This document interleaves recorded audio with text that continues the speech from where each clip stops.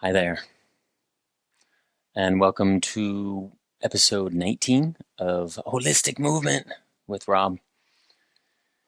And let me bring this up first. We'll get into it in a couple minutes using a strap like this, or you can use a sock, you can use shirt, small towel if you'd like. Grab one of those while you're listening to me. And I want to talk a little bit about the word allostasis. So, allostasis is the term that a lot of scientists are using instead of the word homeostasis. Allostasis means a state of other being, meaning can the organism, meaning us, create stability while being variable, meaning physiologically, can we adapt to different environments and have stability? And hopefully, through these classes, I'm able to teach you that because that's what I'm trying to do, is to be highly adaptable when environments change, especially when I'm walking or I'm lifting, wherever I am. And the reason why I bring this up is because I've been listening to a podcast by Peter Attia, an MD. He's become pretty popular in the United States. He's great, highly intelligent guy. And he had a chiropractor on, this woman, I forgot her name right now, but they were talking about, her expertise is the foot. And there are a few points that I'd like to talk about, because today we're going to continue on the vein of the foot like we did last week. Remember, 2 weeks ago we released the foot and then we used the ball. Actually, we released the foot with the top of the hand and then we released it with the ball at the bottom. We're going to start strengthening the big toe in particular. And this chiropractor talks about the big toe in particular, and that we need to develop strength in the big toe, and mainly the forefoot, which is this portion of the foot, the middle of the foot, because she brings up a really good point that when we walk, the forefoot has to absorb 8 times its forces for you to be able to walk. 8 times your body weight to absorb ground reaction force. When we're running, that doubles. That's quite amazing. And so if you don't have that forefoot strength, you're going to fall. And so how do we develop forefoot strength? Is by developing big toe strength. And so we're going to do that with a strap. So why don't we start? If you haven't grabbed one, please pause the video and grab a strap or a sock. I'm going to take my toe spacers off. I'm going to do this sitting, but I would highly recommend you do it standing. I'll do it sitting first and then we'll do it standing. Okay? So what I'm going to do is I'm going to place the strap around the big toe. And this is my weaker toe. That's why I'm starting on this big toe. If you can, start with your weaker toe. Now, I'm pulling the strap medially away from the foot because I want to offer this isometric kind of resistance of the big toe. Now, I'm trying to keep the other toes on the floor. I'm going to turn to this camera just so you can see it a little bit, maybe see it a little bit better. If these other toes raise up, use your hand to push them down. And what I'm going to do is I'm going to raise the big toe up and then I'm going to push the big toe down. It's kind of like a reverse push up. And then I just push down. And I'm also resisting pulling that toe upward. So I'm resisting the toe raising up and I'm resisting pushing down. So I'm offering resistance and all that. And I feel it on this inner arch. Keep going. We're going to see how many can do. If you're having trouble maintaining pressure with those other toes, use your hand to push them down. My second toe raised up. And I notice there's a little bit of rotation in my big toe, so I'm going to have to release that later. Let's do a few more. Yep. One more. Okay, and then rest there for a second. If you want to straighten the legs out. I don't know what you notice. I notice that My big toe is pretty activated right now. I can feel the muscles that are connected to it. I won't go into those muscles, but one of them is called the flexor hallucis longus. Also, that tibialis posterior is being activated because it's the attachment. The attachment site for it is also connected to that big toe. Okay, let's do the other foot. I'm going to turn to this camera. I'm going to keep those toes on the floor. I'm going to pull this way. So I'm offering resistance coming up and then pushing down. Now, if you want, my go-to is you come up to the count of 2, stay for 1, offering resistance, and then come down to the count of 3. And I'm really gripping with those other toes. Actually, this toe is more difficult, more challenging than the other one. I'm going to close my eyes so then I can feel this even more. Yep. I just tense my jaw, just remind myself to relax that jaw.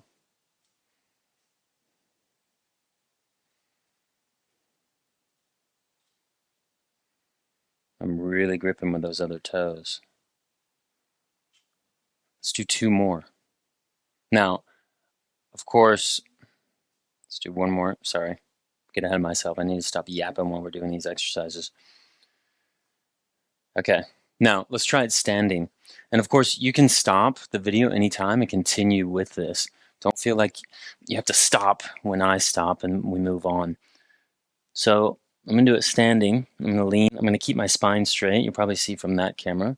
And then push that big toe down.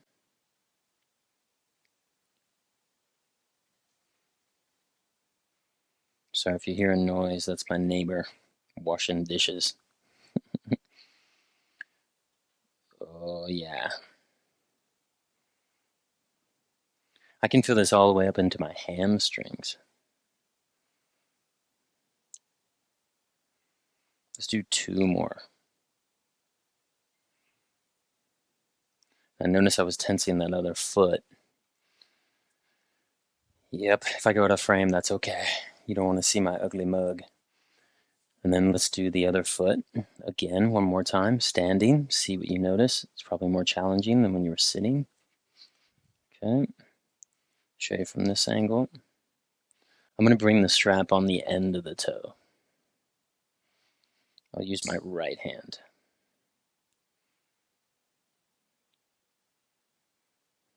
Again,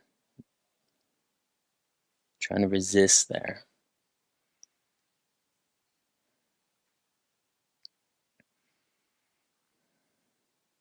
Resisting the toe from being pulled up, and then exerting pressure with it down.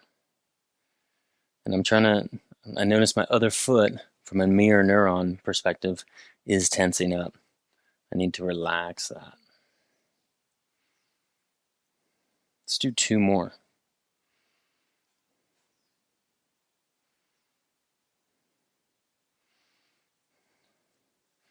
Okay, let's lie on our backs. Let's rest here for a little bit.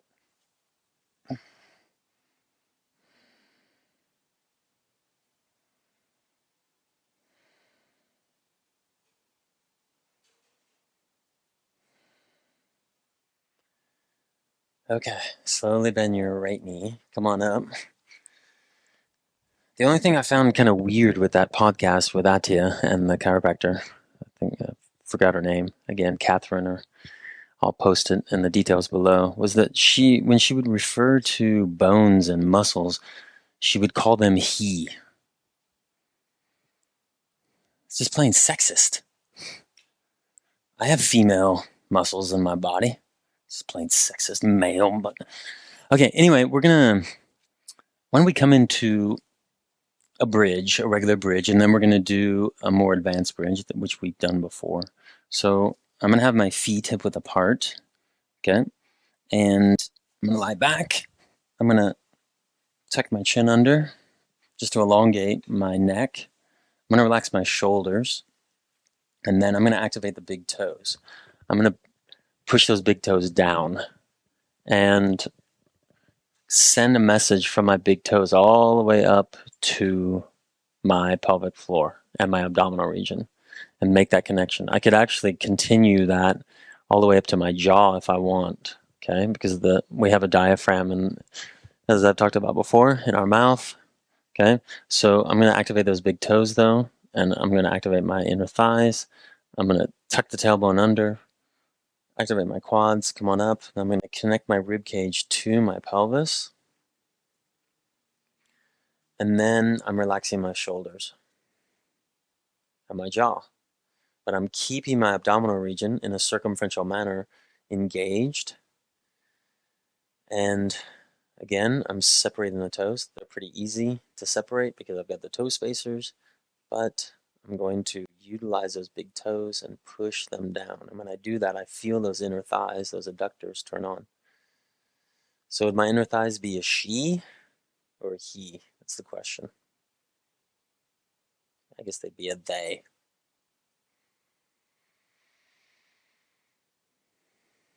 Okay, now I'm touching right below my butt cheek. My glute max extends and interdigitates, interweaves with my hamstrings there. I'm still using those big toes though.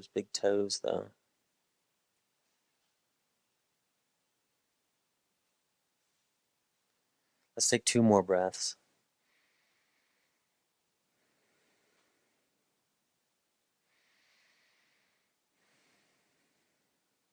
Okay, keep your butt activated. We're going to slowly come on down and then straighten the legs out. Let's relax here.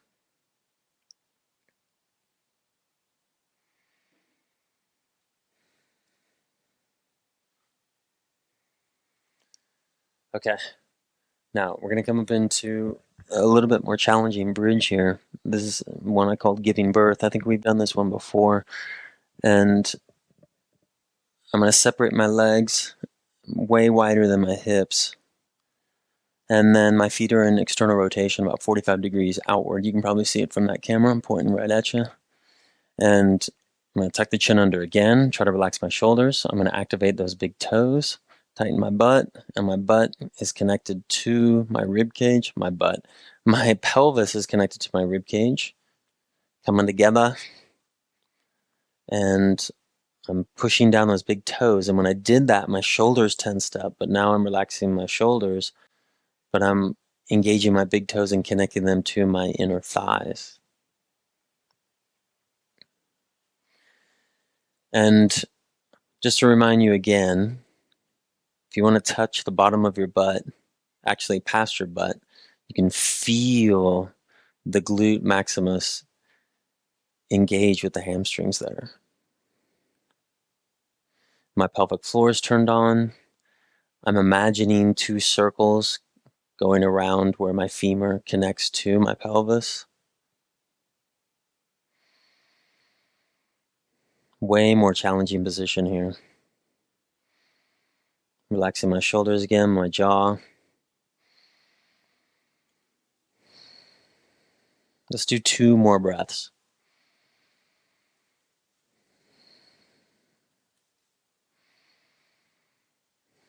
Okay, slowly come on down. Let's straighten the legs out. Relax here. Take a few breaths here.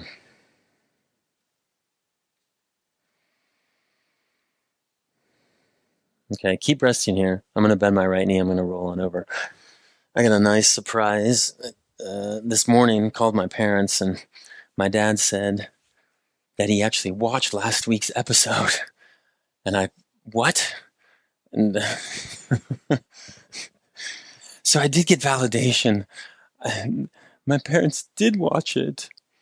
It felt like, I'd won the Oscar and said, I just want to thank my mom and dad for all the support, I was a bit shocked that he had watched it and actually embarrassed that I had said that. Though they probably won't watch it. But anyway, thank you, Dad. And thank you for the support over the years. Really, my parents have been nothing but supportive and critical as well, but in a good, loving way.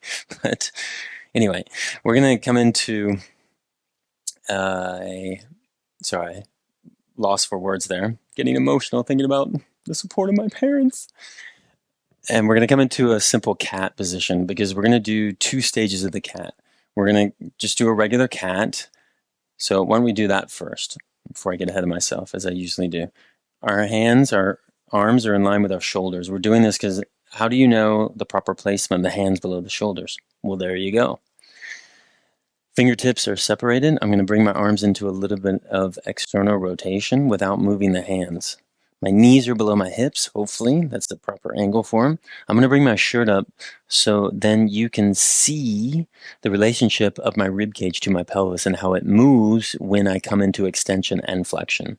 So I'm going to come into extension and my pelvis comes into an anterior tilt, meaning that the top of the pelvis is pointing forward. Okay, here it's kind of that forward. Okay, and my rib cage comes into extension. My whole spine does. Then that's the inhale, and then exhale. I'm going to bring my pelvis into posterior tilt. It's going backwards, and I'm bringing my spine into flexion. I'm sucking that belly button up as much as I can. Pretend there's a string connecting your belly button to your spine, and that string is shortening. I'm staying here just to stretch out. There. Okay, now inhale, come on down, extension, and my forehead was just tense, so I'm relaxing it. And then flexion, pushing down with those hands. Inhale, extension, relaxing that forehead, that area between your eyes. It's called the brow, I believe. And then flexion. And then extension. And then, sorry, that was flexion. This is extension. Flexion. Exhale. Inhale. Extension. Let's do one more. Extension on the exhale. Sorry, flexion. Why did I say the? Okay, come on back. Let's lie on our backs. Let's rest there. The pressure's on. My dad's watching again, and I can't. Just, when you get so nervous when your loved ones watch you, and then you. Okay. Let's rest here. Feel the spine, the butt. What are the sensations going on there? I noticed I was holding tension in my shoulders, so now I'm letting them go. Okay. And then we're going to bend the right knee again. Come on up. So now we're going to do the tiger, the eye of the tiger. Okay, so this is the same position as we just did, meaning spinal position and pelvic position, but we're going to add a movement of the leg. So what I'm going to do is I'm going to come into extension again, but this time I'm going to lift my left knee up and my lower leg is bent. Okay, so the back of the foot wants to come towards the back of the head. Okay, but, and you probably see from this camera angle, I'm going to keep this right butt cheek tight so then my pelvis does not shift to the right. I want to keep it in the center. Okay, and then on flexion and that exhale, I'm going to try to touch my knee to my forehead. Now, you may not have the mobility that I do, so maybe this is your range right here. And that's fine. As long as you incorporate it into the flexion and extension of your spine, that's cool. Okay, so let's try to keep that pelvis from deviating and come into that extension and then the flexion. I'm going to widen my hands just a little bit. Now, my right knee and my whole right hip is stabilizing to prevent my pelvis from shifting. At the same time, my left hand is really engaged in my shoulder to keep that center of gravity. Okay, so there's the extension, that knee, and I noticed my forehead was tensing, and then boom.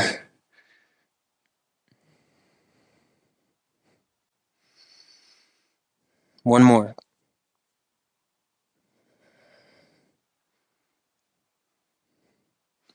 Okay, let's come on back. I'm going to sit, and I'm just going to relax here.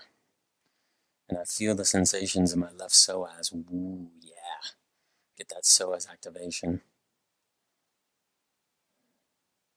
Okay, now I'm going to show you the second leg from this angle. I'm going to show you my ass, sorry. Mainly because I want to show you how the pelvis does not deviate, but I'm going to show you how it deviates.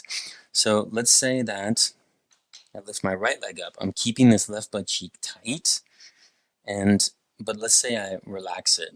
This can happen. I've seen this a lot with students from before, where they'll shift and they'll bring this leg up. Instead, first stabilize here. Lift this knee up on the extension, okay, and then flexion.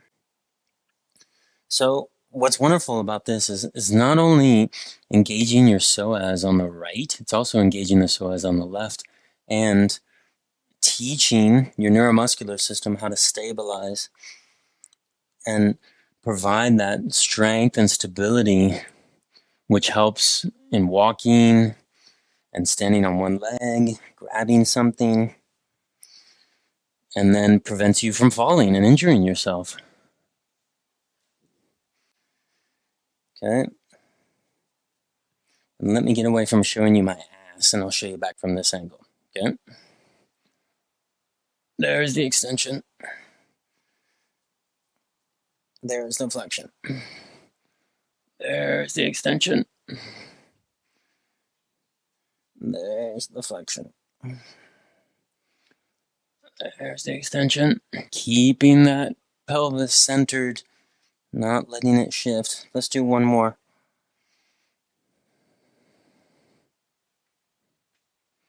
Yep. Come on back. Let's lie on our backs. Let's rest here.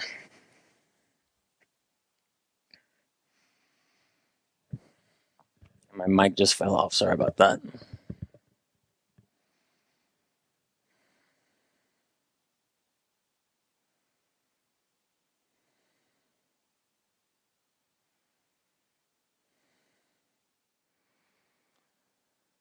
Okay, so I thought we'd finish with a twist. We haven't done any transverse plane movement, meaning rotationary movement. I thought we'd do a twist to just open up the chest a little bit. And so I'm going to show you from this angle, and I'm going to lie on my left side. Now, I'm going to bring my left arm out to the side right here, and I'm going to make sure that my thighs are in line with my chest, and then my lower legs are 90 degrees. So, and if you need a block right here or a pillow, please do. And then I'm going to bring my right arm behind me, but I'm going to keep both butt cheeks tight. That way I have differentiation between the lumbar spine, the pelvis, and the rib cage. And we just open up this pec minor right here and this pec major and the biceps, all the flexors of the forearm.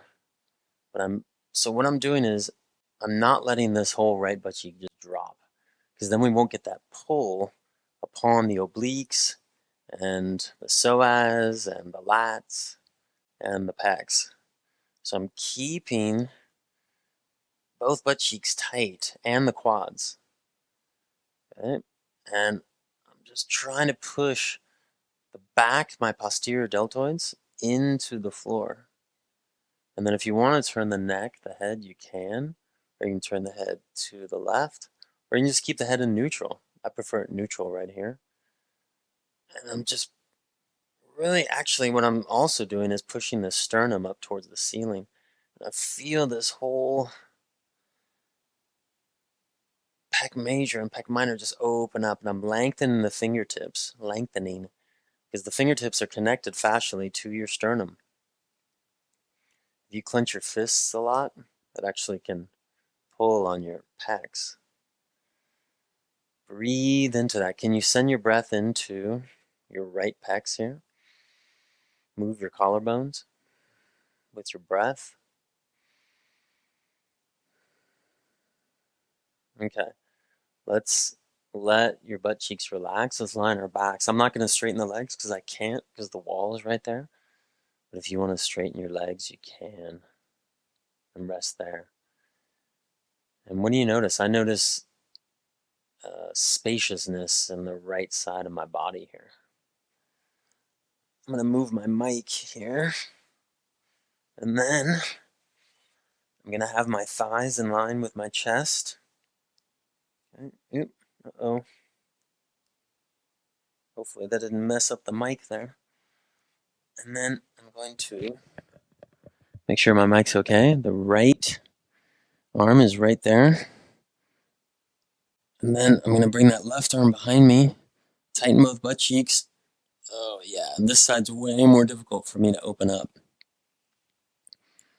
But I'm going to try to push the whole back of my arm and my posterior deltoids into the floor. But I'm pushing the front of my pelvis that way. So I've got two polar opposites here. Oh, and I just felt a facet joint open up there. And I'm breathing into my left collarbone here.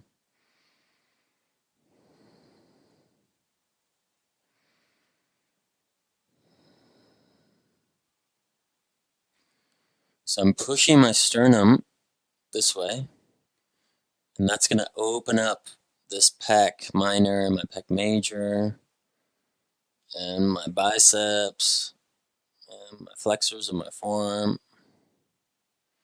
Yep. There's another facet joint that is just closed. Breathing into that. And this side's way more constricted than the other side. What about you? What do you notice?